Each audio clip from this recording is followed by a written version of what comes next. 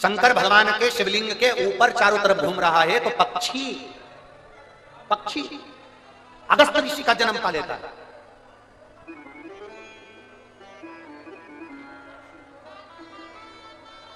जिस प्रदोष व्रत का हम वर्णन करते हैं, जिस प्रदोष के दिन का आपको बधाई कल हमने दी थी कि प्रदोष की आपको बधाई हो, प्रदोष शाम का जो समय होता है, प्रदोष काल जो होता है, उसका वर्णन जब हम करते हैं, ये प्रदोष की पूजन का विधान किसने बनाया, ये प्रदोष की पूजन का नियम किसने बनाया, ये प्रदोष की संध्या काल का, प्रदोष के समय का पूजन का विधान कौन बनाया, ये प्रदोष के समय पर एक बेलपत्र चढ़ाने का विधान किसने बनाया, प्रदोष के समय पर एक समीपत्र चढ़ने का विधान किसने बनाया, प्रदोष के समय पर अगर मान लो कोई भिखारी से भिखारी व्यक्ति भी है जो ठेला चला रहा है, उसके पास में खाने के लिए कुछ नहीं है, फटे कपड़े पहन रहा है, उसकी जिंदगी में कुछ भी नहीं बचा और कर्जे में लदालूम हो गया, एक चावल का दाना अगर वो प्रदोष के दिन, प्रदोष काल में शाम के समय पर शंकर के शिवलिंग पर चढ़ा देता है, तो 3 या 4 प्रदोष में उसका कर्जा चूकना प्रारंभ हो जाता है। प्रदोष का विधान।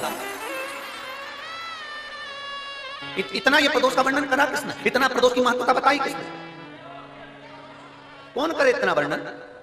अगर प्रदोष की महत्वता बताने वाला कोई है, इसीलिए मेरे शंकर भगवान माता सती को लेकर कुंभज ऋषि के यहाँ, अगस्त ऋषि के यहाँ कथा सुनने के लिए गए थे, क्योंकि उनके बराबर कोई शंकर के महत्व को बता नहीं सकता और प्रदोष के महत्व को नहीं बता सकता। सती मैया को प्रदोष का महत्व बताने के लिए शंकर सती जी को लेकर कुंभज बाबा के यहाँ गए थे, अगस्त ऋषि, कि प्रदोष के महत्व को तो जानो सती, तुम प्रदोष के महत्व को तो सती जानो, तुम प्रदोष के महत्व को तो सती पहचानो कि प्रदोष का महत्व क्या होता है, प्रदोष काल का महत्व क्या होता है, प्रदोष के समय का महत्व क्या होता है। जिस समय पर सूरज डूब रहा हो, चंद्र प्रकाशित हो रहा हो, दोनों का मेल हो रहा हो, ना तो पूरा सूरज डूबा है, ना पूरा चंद्र आया है, ना पूरा अंधेरा है, ना पूरा उजाला है, उस समय को प्रदोष काल कहा गया, उस समय को प्रदोष का समय कहा, प्रदोष काल कहा। अब कई लोग हमसे कहते हैं गुरुजी आप हमको प्रदोष का समय बताया करो कि प्रदोष काल किसको कहते हैं, प्रदोष का समय किसको कहते हैं। अब एक बात हम आप सबसे कहना चाहते हैं, जितने लोग आस्था चैनल पर सुन रहे हैं, जितने फेसबुक यूट्यूब पर सुन रहे हैं और जितने रेवाड़ी की इस पवित्र धरा पर कथा को सुन रहे हैं, आप सबसे एक बात कहना चाहिए, अगर हम समय देखकर बताएं आपको कि शाम को 6 बजे, 6:30 बजे, 6:30 पे लेकर 7:30 के बीच में ये समय है, या 5:30 से लेकर 6:30 तक का ये समय है, या हम तुमको बोल दें कि इतनी बजे ये समय प्रदोष काल का रहेगा या इतनी बजे ये समय रहेगा, तो देखिए कभी कभी ठंड का समय आता है तो दिन जल्दी ढल जाता है, कभी कभी गर्मी का समय रहता है तो दिन बहुत लेट ढलता है। इसलिए समय की गणना से मत चलो, आप तो यह रखो कि दिन ढल रहा हो, अंधेरा होना शुरू हो रहा, सूरज डूब रहा हो, चंद्र प्रकाशित हो रहा हो, अंधेरा अपना काम कर रहा है, सूरज ढलता जा रहा है, दिन कम होते चले जा रहा है और अंधेरा थोड़ा बढ़ते चले जा रहा है। इन दोनों का जो मिलन का समय हो, अब वो कितनी भी बजे, आप तो बस उसके मिलन का समय निकाल लो, वही समय प्रदोष काल कहलाता है, वही समय प्रदोष काल।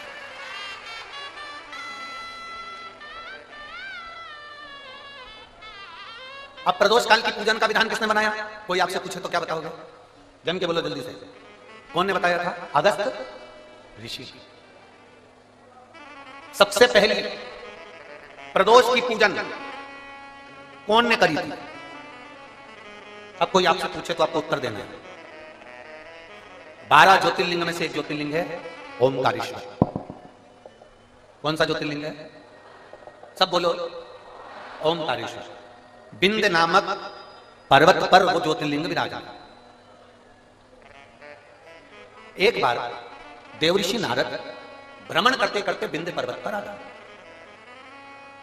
अब नारद जी का तो काम तुम सबको मालूम नहीं है ना,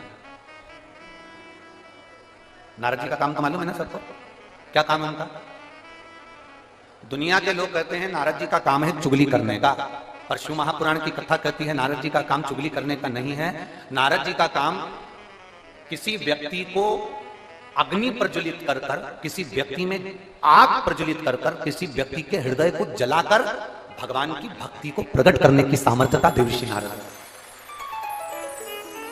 लोग कहते हैं नारद जी का काम चुगली करने का है, लोग कहते हैं नारद जी का काम निंदा करने का है। निंदा करने का नहीं, निंदा के माध्यम से भगवान की भक्ति प्रकट करना, किसी के अंदर इतनी जलन उत्पन्न कर देना कि वो तप करने बैठ जाए, किसी की इतनी बड़ाई कर देना कि वो भगवान की भक्ति से जुड़ जाए।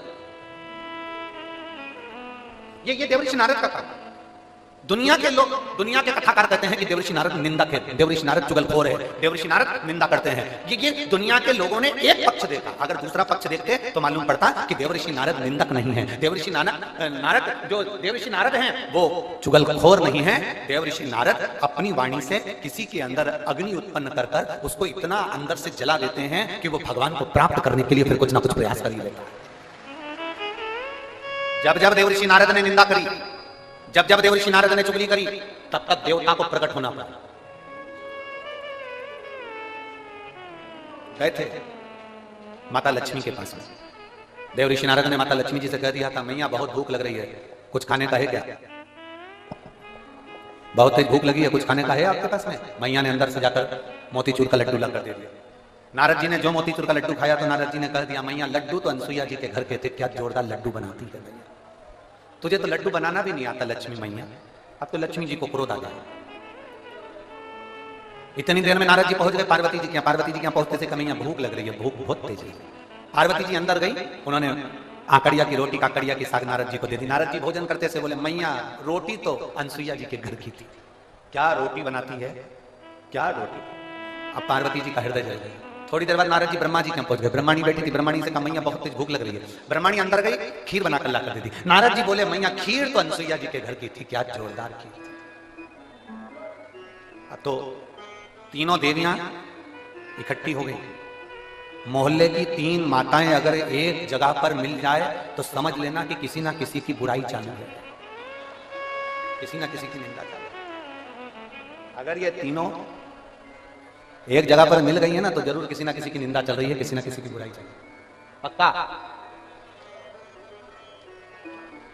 इकट्ठी हो गई तीनों देवियों ने आपस में विचार करा कि अपन तो परेशान हो गए नारद जी के कारण, अनसुईया अनसुईया अनसुईया अनसुईया, ऐसा क्या अनसुईया, अपने अपने पतियों को परीक्षा लेने भेज दो। ब्रह्मा विष्णु महेश तीनों परीक्षा लेने के लिए चले, और जैसे ही ब्रह्मा विष्णु महेश परीक्षा लेने के लिए चले, परीक्षा लेने के लिए जैसे ही चल दिया, इतने में तीनों दरवाजे पर पहुंचकर भिक्षा मांग रहे, माता भिक्षाम दे, माता भिक्षाम दे, माता भिक्षाम दे। अनसुईया जी बाहर निकल कर आई, और माता अनसुईया जब बाहर निकल कर आई और माता अनसुईया जी ने जो दर्शन किया, दर्शन करते से माता अनसुईया जी ने पूछा, देवताओं आपको क्या चाहिए? तो कि भिक्षा चाहिए। अनसुईया जी अंदर गई, पात्र में थोड़ी सी भिक्षा लेकर आई, अन्न का दान देने लगी। इतने देर में जब अन्न का दान देने लगी, तब उसी समय पर अनसुईया जी जब अन्न का दान दे रही थी, तब तीनों देवताओं ने खड़े होकर कह दिया, हमको भिक्षा ऐसे नहीं चाहिए, हमको ऐसी भिक्षा नहीं चाहिए, हमको ये भिक्षा नहीं। तो तुमको कैसी भिक्षा चाहिए?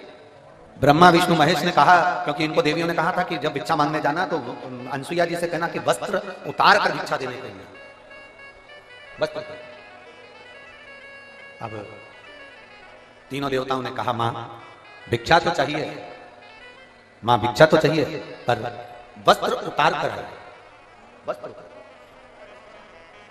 अनसुईया जी बोली कि देवताओं आप कह रहे हो कि अंदर का स्पीकर बड़ा अंदर है, आप कह रही हो कि भिक्षा चाहिए और भिक्षा चाहिए और वो भी वस्त्र उतार कर चाहिए। अनसुईया जी ने कहा, बाबा ऐसी कोई भिक्षा कोई नारी कभी नहीं दे सकती, ये भिक्षा कभी कोई नारी नहीं देगी। नारी अपने वस्त्र उतार कर कैसे भिक्षा देने आएगी? तीनों ने, जो ऋषि का रूप रखकर आए थे, साधु का रूप रखकर आए थे, उन तीनों ने कहा, मां भिक्षा तो हम ऐसे ही लेते हैं, अगर दोगी तो लेंगे, वरना भूखे रह जाएंगे, और अगर हम भूखे रह गए तो उसका दोष तुम्हें लगेगा। अनसुईया जी अंदर गई, नारद जी ने जो तीनों देवियों को अग्नि उत्पन्न करी थी, वो अग्नि आप कम कर गई। अनसुईया जी अंदर जाकर जल लाई, अगर मेरा सात्विक तो पक्का है, मैंने अपने पति की सेवा परमेश्वर मानकर करी है, तो ये तीनों के तीनों बच्चे हो जाए। जो जल छोड़ा, तीनों के तीनों देवता 1.5 महीने के छोड़ा।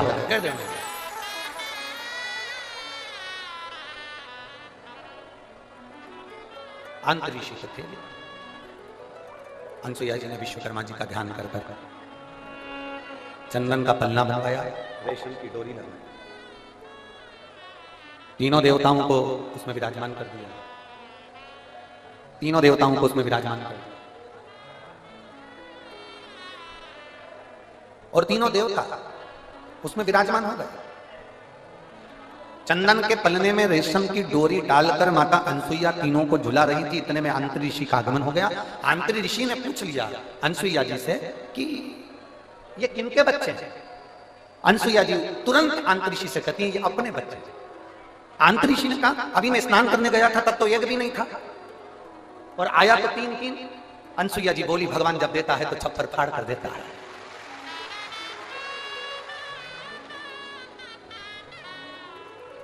और माता अनसुईया ने डाल दिया पालना, बन करके झूल रहे 3 देवता। झूल रहे। अब नारद जी का काम देखिए। दुनिया के लोग कहते हैं नारद निंदा करते हैं, दुनिया के लोग कहते हैं नारद चुगली करते हैं। अगर नारद नहीं होते तो चंद्र प्रकट नहीं होते, अगर नारद नहीं होते तो दुर्वासा प्रकट नहीं होते, अगर नारद नहीं होते तो दत्तात्रेय भगवान प्रकट होते, अगर नारद नहीं होते। नारद जी चले लक्ष्मी जी के पास में पहुंचे। मैया आज बड़ी बेचैन दिख रही हो। लक्ष्मी जी बोली क्या बताएं, हुआ क्या। अपने पति को भेजा था अनसुईया जी की परीक्षा लेने के लिए, पर पते नहीं है उनके, आज बहुत दिन हो गए दिखे नहीं मेरे। नारद जी बोले वो तो पलने में झूल रहे हैं। लक्ष्मी जी बोली फालतू की बात मत कर, मेरा इतना बड़ा पति कोई पलने में झूलेगा, चल जा से जा। नारद जी वहां से चले तो पार्वती जी के यहाँ पहुंच गए। पार्वती जी बहुत डिप्रेशन में थी, बहुत टेंशन था माता पार्वती जी। भगवान से देवऋषि नारद ने पूछा मां आप बहुत चिंता में दिख रही हो। नारद जी बोले तो पार्वती जी बोली बहुत चिंता है, मेरी सहेलियों के कहने पर मैंने मेरे पति को परीक्षा लेने भेजा था तो अभी तक पते नहीं है, और मेरे पति को तो कोई पकड़ भी नहीं सकता, कोई उनका किडनैप भी नहीं कर सकता क्योंकि उनके गले में बब्बा पड़ा है। किसके बाप में दम है कि मेरे पति को पकड़ ले। दम मैया पल्ले में झूल रहे हैं। सरस्वती मैया से भी कह दिया पल्ले में झूल रहे हैं। तीनों देवियों ने नारद जी के चरण पकड़ लिए। नारद रुक जा, ये बता कि हमारे पति को कैसे लेकर आए। नारद जी ने कहा जैसे तुम्हारे पति मांगने गए थे वैसे तुम भी चली जाओ। तीनों ने ब्राह्मण की पत्नी का रूप लिया, दरवाजे पर अनसुईया जी के पहुंच गई। अनसुईया जी के दरवाजे पर जाकर तीनों देवियों ने आवाज लगाई माता भिक्षाम दे, माता भिक्षाम दे, माता भिक्षाम दे, माता भिक्षाम दे। बार बार आवाज लगाई जा रही है, बार बार आवाज लगाई जा रही है माता भिक्षाम देही, माता भिक्षाम देही, माता भिक्षाम देही।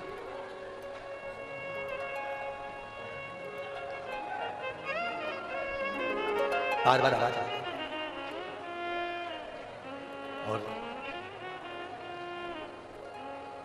जैसे ही आवाज लगाई पार्वती मैया अनसुईया मैया निकलकर बाहर आई।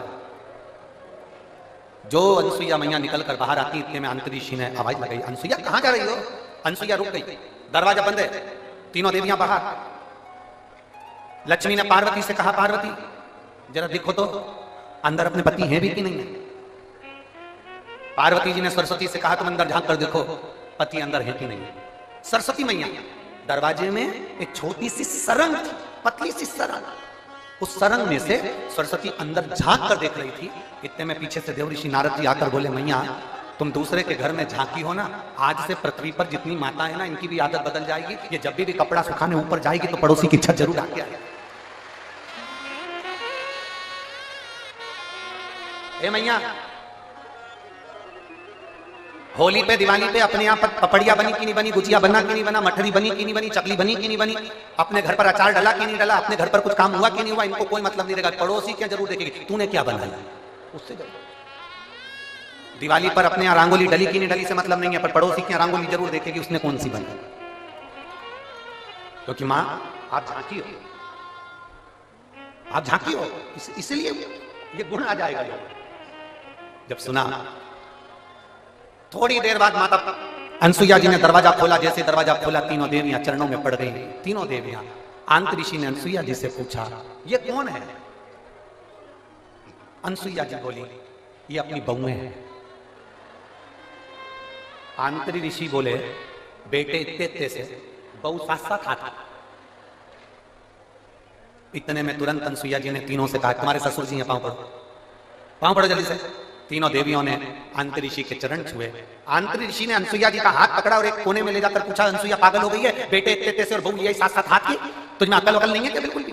इतने से बच्चे की कोई शादी करते हैं जो इतनी बड़ी बड़ी बहुएं लेकर आ गई। इतने में अनसुईया जी बोली अपने पति से स्वामी आजकल की बहुएं कमाता हुआ पति मिल जाता है, लेकर के अलग हो जाती हैं। हमने कैसे पाल पोस कर बड़ा करा हम जानती हैं, अब बड़ा करेगी तब मालूम पड़ेगा, ले जाए।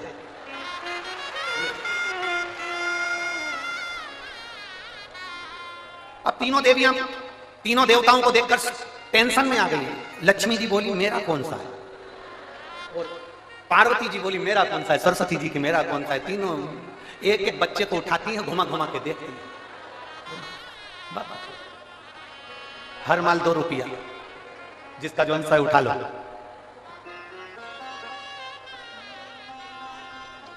अब उठाएं किसको? लक्ष्मी जी सबसे पहले बोली कि देखो, सबसे पहले मैं विद्वान भी हूं और चतुर भी हूं, और मैं अपने पति को छांट सकता हूं। जो ज्यादा विद्वान होता है, जो ज्यादा चतुर होता है, सब्जी के ठेले पे वही सड़ी हुई भिंडी लेके आता है। काना बैंगन जो ज्यादा समझदारी दिखाता है ना, वही लाता, वही छाट छाट के अलग अलग रखती जाएगी, रखती जाएगी, रखती जाएगी। सब्जी वाला इससे ज्यादा चतुर होता है, उसने कहा रख ले तू, अलग छाट छाट के रख। इसने जैसे अलग छाट के रखा, थैली में भरा, भरने के बाद थैली इधर बाजू में रख दी, और जो सड़ा हुआ था उसकी थैली उसके हाथ में टिका दी। लक्ष्मी जी बोली सबसे पहले मैं छाटूंगी। लक्ष्मी जी ने अपने पति को छाटा। जो छाटने बैठी लक्ष्मी जी, तो भगवान ब्रह्मा जी को उन्होंने अपनी गोदी में उठा लिया, और ब्रह्मा जी को गोदी में उठाकर बोली ये मेरे पति हैं। उनको जो हाथ में लिया, इतनी देर जी को हंसी आ गई, अनसुईया जी को हंसी आई। उन्होंने कहा रुको, इन तीनों को वापिस सुलाओ। जमीन पर सुलाया। अनसुईया जी ने हाथ में जल लिया, अगर मेरा पतिव्रता धर्म प्रबल है, मेरा सात्विक पक्का है, तो मैं जल छोड़ती हूँ, ये तीनों के तीनों बड़े हो जाए। तीनों बड़े हुए, उन्हीं के अंश अवतार चंद्र, दुर्वासा और दत्तात्रेय भगवान प्रकट। उन्हीं के अंश। और महाराज, दुनिया के लोग कहते हैं कि देवऋषि नारद चुगली करते हैं, देवऋषि नारद निंदा करते हैं, देवऋषि नारद बुराई करते हैं। नहीं, देवऋषि नारद देवता को प्रकट करने के लिए, भक्ति को प्रकट करने का कार्य करते हैं, और वो देवऋषि नारद ने किया। महापुराण की कथा कर रही है। देवऋषि नारद विंध्य पर्वत के पास में जाकर कहते हैं, विंध्य तुझ में और सुमेरु पर्वत में बहुत अंतर है। विंध्य तो इतना विशाल नहीं है जितना सुमेरु पर्वत विशाल है।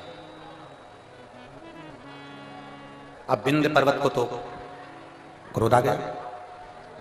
जब विंध्य पर्वत को क्रोध आया, तो विंध्य पर्वत ने विचार करा कि अब कुछ भी हो जाए, मुझे इतना ऊंचा बनना है, इतना ऊंचा बनना है कि देवता तक मेरा पर्वत की श्रृंखला पहुंचे। अब मुझे इतना ऊंचा जाना है, अब मुझे इतना ऊंचा पहुंचना। विंध्य ने अपना विस्तार करा, सुमेरु पर्वत से भी ऊंचा विंध्य पर्वत पहुंच गया। सूर्य के अश्व चलते चलते थोड़ा अंधेरा हो रहा था। सूर्य अपना प्रकाश कम कर रहे थे, और उस समय पर जाकर सूर्य के अश्व को विंध्य पर्वत के घोड़ों ने, विंध्य पर्वत के शिखर ने सूर्य के घोड़ों को रोक दिया, अश्व को रोक दिया। बहुत सावधानी से सुनना, यह कथा अभी तक हमारे मुखाग्रविंद पर कभी नहीं आई, परंतु ये प्रदोष की सबसे पहली पूजन, प्रदोष काल में सबसे पहली पूजन प्रदोष की कौन ने करी थी और कब करी गई थी, वो कथा चल रही। यदि कोई आपसे पूछेगा तो आप भी बता सकते हो कि हमने ये कथा ऐसे ऐसे प्रदोष की श्रवण करी। एक सुख का अनुभव कराती है प्रदोष की पूजा। जिस दिन विश्वास से, भरोसे से, दृढ़ता से आप शंकर जी के मंदिर में एक लोटा जल चढ़ाने लगोगे, भरोसा रखकर जिस दिन बेलपत्र को खाने लगोगे,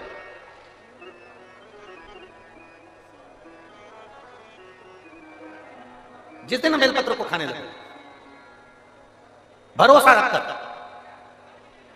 जिस दिन भगवान शंकर की भक्ति में तुम डूबने लगोगे, उस दिन तुम्हारी जिंदगी की सारी बीमारी, सारा दुख, सारी तकलीफ मेरे काल अधिपति महाकाल राजा की, तुम्हारे जीवन का सारा दुख वो काल अधिपति महाकाल मेरे कुबेर भंडारी, मेरे कुबेरेश्वर महादेव का। एक निवेदन हम जरूर करेंगे, कभी मौका लगे, कभी मौका लगे, इस पंडाल में बोलकर जाना बाबा से कि बाबा मुझे ऐसा धन देना कि एक बार मैं भी कुबेरेश्वर धाम सीहोर आ सकूं और तेरे धाम में आकर कथा सुन सकूं। शंकर शंकर की पूजन कर सको, वहां का रुद्राक्ष ले सको कभी कभी। और जरूरी नहीं है कि वहां का रुद्राक्ष केवल बीमारी के लिए काम आता है ना, कभी जिंदगी में कुबेरेश्वर धाम जाना और रुद्राक्ष मांग कर लेकर आना। और हम तो कहेंगे जितने कथा सुनने वाले हैं सारे श्रोताओं से निवेदन करेंगे लाल धागे में उस रुद्राक्ष को अपने गले में धारण कर कर रखो, जिंदगी हार नहीं होगी, आगे बढ़ते ही जाओ। चाहे महिला हो चाहे पुरुष हो, चाहे महिला हो चाहे पुरुष हो, गले में रुद्राक्ष होना जरूरी है, पहनो। कई लोग कहते हैं हम तुलसी की माला पहनते हैं, रुद्राक्ष पहन सकते, क्यों नहीं? किसने मना करा? कौन सा शास्त्र में लिखा, कौन सी वेद में लिखा, कौन से पुराण में लिखा है कि तुलसी को पहनने वाले रुद्राक्ष नहीं पहन सकते, या रुद्राक्ष को पहनने वाले तुलसी नहीं पहन सकते?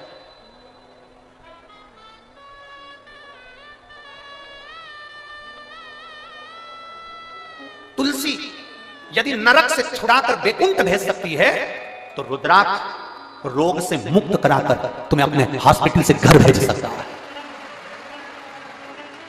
एक रुद्राक्ष, और वो रुद्राक्ष नहीं है, वो मेरा शंभु है, वो मेरा शंकर, मेरा ओघड़ी, मेरा त्रिकालदर्शी, मेरा कैलाशी, मेरा विनाशी।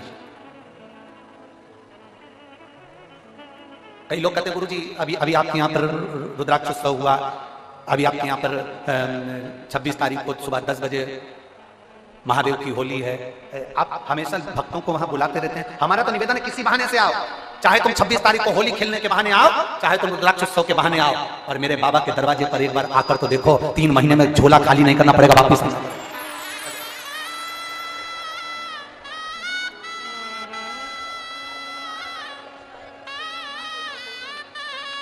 आपकी है, ये आपको दिया दो।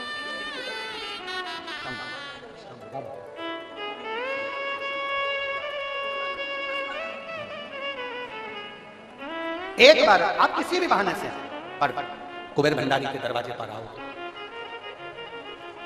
अगस्त बाबा तो काशी में निवास कर रहे हैं, देवऋषि नारद ने लगा दिया, विंध्याचल पर्वत ने अपनी आकृति बढ़ाई, सुमेरु से ऊंचा होने के लिए सूर्य नारायण भगवान का रथ रुक गया।